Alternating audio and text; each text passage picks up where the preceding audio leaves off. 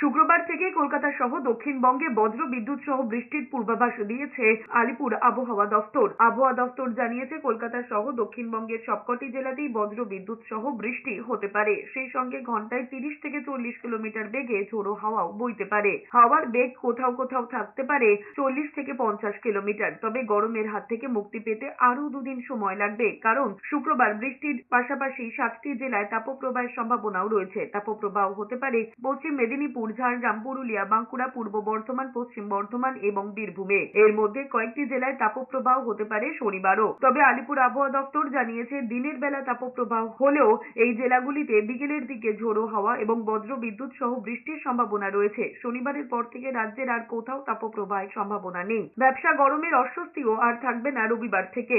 এদিকে দক্ষিণ যখন গরমে কাহিল, তখন অন্য পরিস্থিতি উত্তরবঙ্গে। সেখানে আগেই বর্ষা প্রবেশ করেছে। কয়েকদিন প্রবল বৃষ্টি চলছে উত্তরবঙ্গের জেলাগুলিতে।